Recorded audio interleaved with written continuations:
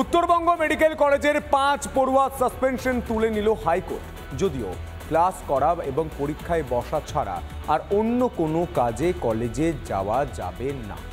ওই 5 পড়ুয়া যেতে পারবেন না, নির্দেশ দিয়েছেন বিচারপতি জয় সেনগুপ্ত। পুনরায় হুমকি সংস্কৃতি শুরু হওয়ার আশঙ্কা করছে মেডিকেল পড়ুয়া। দেখুন, যে 5 জনের বিরুদ্ধে থ্রেট কালচারের অভিযোগ ছিল, পবিত্রা রয়, তীর্থঙ্কর রয়, জয় লাকড়া, ঐশী চক্রবর্তী, সৃজা কর্মকার, এই 5 জন দীর্ঘদিন ধরে অভয়াকাণ্ডের পর থেকেই উত্তরবঙ্গ মেডিকেল কলেজে এই 5 জনের বিরুদ্ধে উঠেছিল থ্রেট কালচারের অভিযোগ। অর্থাৎ বিভিন্ন রকম ভাবে ভয় দেখিয়ে একাধিক ছাত্রছাত্রীদেরকে দিয়ে বিভিন্ন কাজ করানো সহ হুমকি। এই 5 পড়ুয়ার বিরুদ্ধে দীর্ঘদিন ধরেই উঠছে হুমকি সংস্কৃতির অভিযোগ। আর তার ভিত্তিতেই ওই 5 জনকে 6 মাসের জন্য সাময়িক বহিষ্কার করে উত্তরবঙ্গ মেডিকেল কলেজ কাউন্সিল।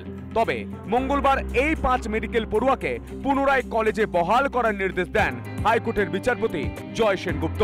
আদালতের আদেশ তো সবসময় আমরা মেনে চলবো, যেহেতু 1 নম্বর রেসপন্ডেন্ট হচ্ছে স্টেট গভর্নমেন্ট সিদ্ধান্ত নেবেন যে তো ওনারা ফার্দার কোনো অ্যাপিলে যাবেন না এই অর্ডারটা মানবেন। আমাদের উপর যেরকম নির্দেশ আসবে আমরা সেই নির্দেশ পালন করব। আমি একটু প্রশাসনকে বলবো যেন তারা একটু সদিচ্ছা দেখান, যাতে যারা যা কাজ করেছে তার উপযুক্ত শাস্তি পায় এবং যাতে তারা ভালোভাবে নিজেদের ভুলটা বুঝতে পারে, এটাই আমার আশা। এবার উত্তরবঙ্গ মেডিকেল কলেজে নতুন করে থ্রেট কালচার শুরু হওয়ার আশঙ্কা পড়ুয়াদের। যারা চলে গেছে তাদের বিরুদ্ধে যে স্টেপগুলো নেওয়া হয়েছে তার মাধ্যমে, এই যে স্টেপের মাধ্যমে কিন্তু অনেকটাই আমাদের কলেজ কিন্তু ভালো পরিবেশের দিকে এগোচ্ছিল, কিন্তু আমরা দেখলাম যে আবার কিন্তু পুরোনো জায়গায় নিয়ে যাওয়ার চেষ্টা করছে। কিন্তু সেটা হতে পারে, কিন্তু আমরা সেটাকে অবশ্যই এটা আটকানোর চেষ্টা করব।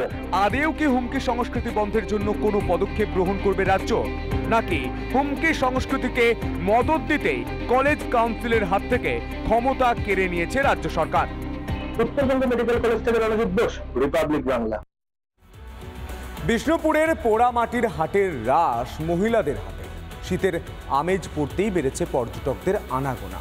কিন্তু জানেন কি, মহিলা পরিচালিত এই হাটে নেই কোনো শৌচাগার।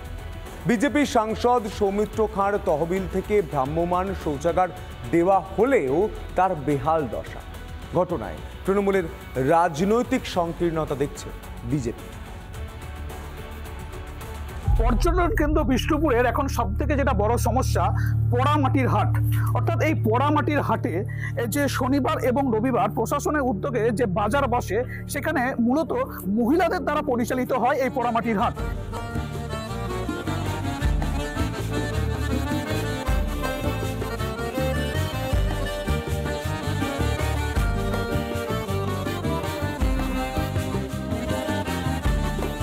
শীতের মরশুমে বহু পর্যটন কিন্তু ছুটে আসেন এই পোড়ামাটির হাটে। একটিও শৌচালয় বা টয়লেটের কোন রকম ব্যবস্থা নেই প্রশাসনের পক্ষ থেকে। যারা এখানকার মহিলা ব্যবসায়ী আছেন তারা বলছেন, এবং যারা পর্যটন আছেন তারা বলছেন যে তাদেরকে বাধ্য হয়ে জঙ্গলের মধ্যে যেতে হয়।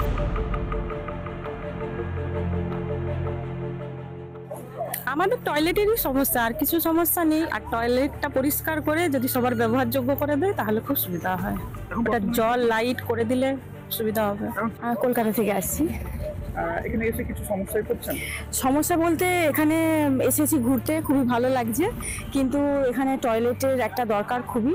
আর মহিলাদের বিশেষ করে বাইরে থেকে আসে, এবারে মহিলাদের খুবই সমস্যা হয়, তো তাদের জন্য যেন একটা ব্যবস্থা করা হয়, এটা করলেও খুব ভালোই হয়। বাইরে থেকে অনেকে আসছে, তাদের তো খুবই প্রবলেম হবে। এখানে একটি ভ্রাম্যমাণ শৌচাগার দিয়েছিলেন বিজেপি সাংসদ সৌমিত্র খাঁ। এই বর্তমানে সেটি কিন্তু ভগ্নপ্রায় দশা, অর্থাৎ নেই ইলেকট্রিকের ব্যবস্থা, নেই জলের ব্যবস্থা। তার ফলে কিন্তু এটি যারা এখানকার মহিলারা আছেন তারা কিন্তু সেটি ব্যবহার করতে পারছেন না।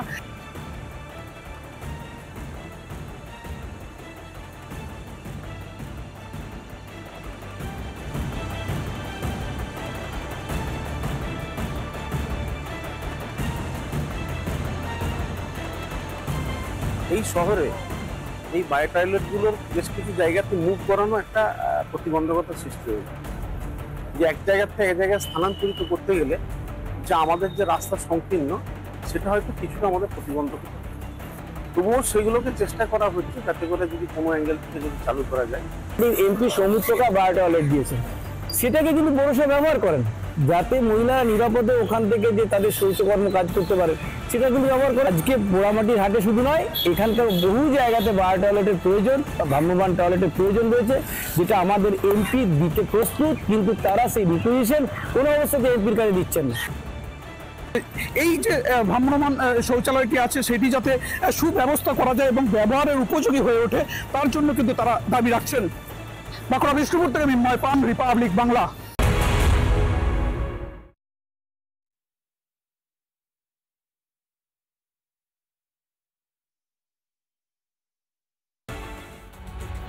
শুধু বেআইনি নির্মাণ কলকাতা বা মন্দারমণিতে নয় দাদা, আসানসোলেও রয়েছে। খোদ কারখানা কর্তৃপক্ষের বিরুদ্ধে অবৈধ নির্মাণের অভিযোগ উঠছে। সব জেনেও পুরো প্রশাসন নির্বিকার, অভিযোগ বিরোধী দল বিজেপি। দেখো,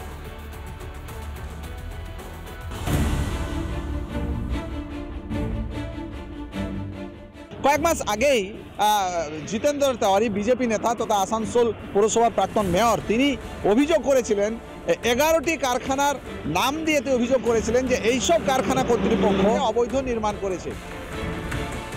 একদিকে মন্দারমণির হোটেল ভাঙা নিয়ে যখন বিতর্ক তুঙ্গে, তখনই আসানসোলেও বেআইনি নির্মাণের অভিযোগ। কাঠগোড়ায় খোদ কারখানা কর্তৃপক্ষ, হাজার হাজার স্কোয়ার ফিট জমি বেমালুম উড়ে গিয়েছে কারখানার কালো ধোঁয়ায়, আর সব জেনেও পুরো প্রশাসন নির্বিকার।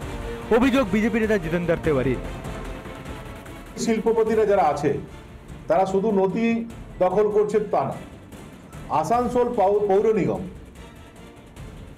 অন্তত 11টা এরকম ফ্যাক্টরি আছে যেটা জামুরিয়া এবং মঙ্গলপুরে, সেগুলো তারা সার্ভে করেছে এবং সেখানে সার্ভেতে পেয়েছে তারা যে বিভিন্ন ফ্যাক্টরি, তারা কেউ 2000 স্কোয়ার ফিট, কেউ 2 লক্ষ স্কোয়ার ফিট, কেউ 50,000 স্কোয়ার ফিট, কেউ 60,000 স্কোয়ার ফিট ইললিগাল ইনক্রোচমেন্ট করে বসে আছে।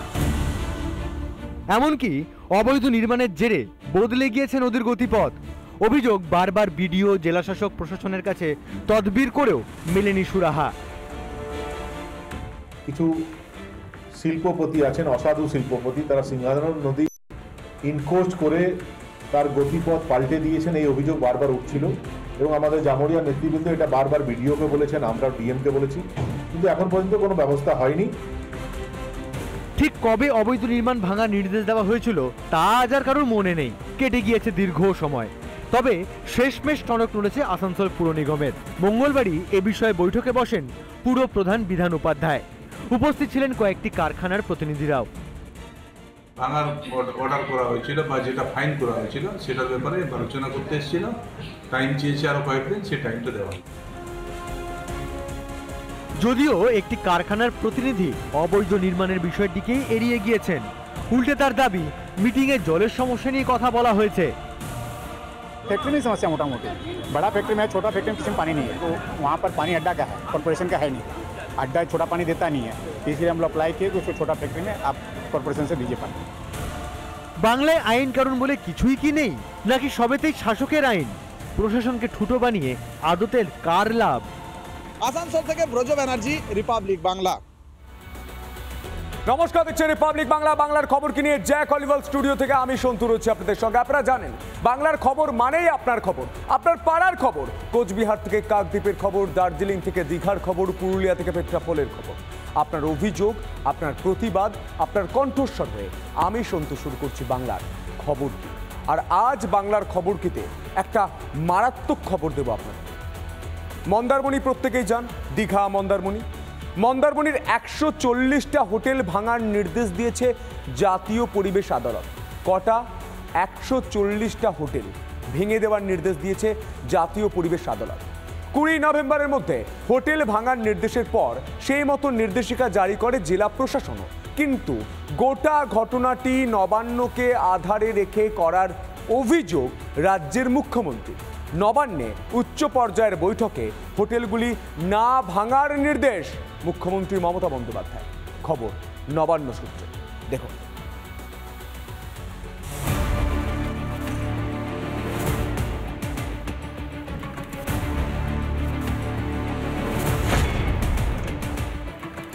বাঙালির পর্যটনের তালিকায় দীপুদার পাশাপাশি মন্দারমণি অন্যতম। পর্যটকদের ভিড়ের সঙ্গে পাল্লা দিয়ে বেড়েছে হোটেল ব্যবসা। মাথা তুলে দাঁড়াচ্ছে একের পর এক হোটেল। আদৌ কি বিধি মেনে নির্মিত হচ্ছে হোটেলের সারি? মন্দারমণির সৈকত সংলগ্ন এলাকায় আগাছার মতো গজিয়ে ওঠা ইট কংক্রিটের ইমারতে ক্ষতিগ্রস্ত হচ্ছে প্রকৃতি, আর তার সঙ্গে গজিয়ে উঠেছিল বেআইনি ব্যবসার ইকোসিস্টেমও। এই অভিযোগেই মন্দারমণির প্রায় 140টি হোটেল ভাঙার নির্দেশ দেয় জাতীয় পরিবেশ আদালত। সেই মতো নির্দেশিকা জারি করে জেলা প্রশাসন।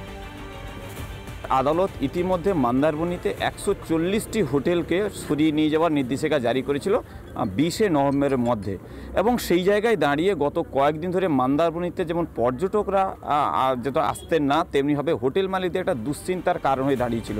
20শে নভেম্বরের মধ্যে সমস্ত বেআইনি নির্মাণ ভাঙার নির্দেশ জাতীয় পরিবেশ আদালতের। তবে এই নির্দেশ নিয়ে ফের সংঘাতে জড়ালো রাজ্য ও জাতীয় পরিবেশ আদালত। এদিন নবান্নে উচ্চ পর্যায়ের বৈঠক করেন রাজ্যের মুখ্যমন্ত্রী। জেলা প্রশাসনের নির্দেশে বেজায় ক্ষুব্ধ মমতা। নবান্নকে না জানিয়ে সিদ্ধান্ত গ্রহণ জেলা প্রশাসনের। কোনো হোটেল বা রিসর্ট ভাঙা চলবে না, কোনো হোটেলের ওপর বুলডোজার চালানো যাবে না।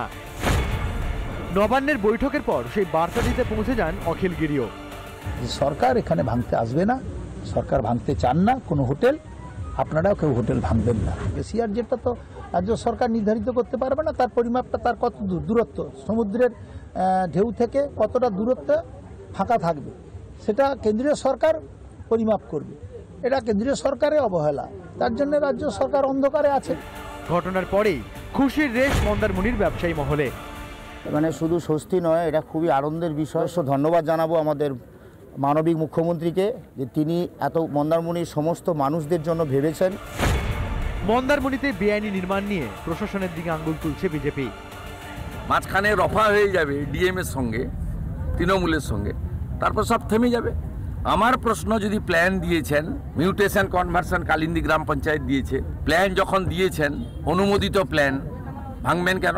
ব্যাংকের লোন নিয়েছে, এস্টাবলিশমেন্ট হয়েছে। 20শে নভেম্বর পর্যন্ত সময়সীমা বেঁধে দেয় জাতীয় পরিবেশ আদালত। নির্মাণ ভাঙতে জেলা প্রশাসনের নির্দেশিকা খারিজ করে দেন মুখ্যমন্ত্রী মমতা বন্দ্যোপাধ্যায়। পরিবেশ রক্ষায় দায়বদ্ধতা নেই রাজ্য সরকারের? নির্মাণের সময় সঠিক নিয়ম মানা হচ্ছে কিনা তা নিরীক্ষণ কেন করেনি প্রশাসন ও সরকার? তবে কি নিজেদের ভুল ঢাকতে আরেক ভুলকে সমর্থন মমতার? বিষ্ণুব্রত পণ্ডা ও অনুপম পাত্রের রিপোর্ট, রিপাবলিক বাংলা। নানা ধরনের কন্টেন্ট দেখার জন্য লাইক করুন, শেয়ার করুন আমাদের ফেসবুক পেজ, সাবস্ক্রাইব করুন আমাদের ইউটিউব চ্যানেল। পাশাপাশি অন্যান্য ব্রেকিং নিউজের জন্য অবশ্যই চোখ রাখুন রিপাবলিক বাংলায়।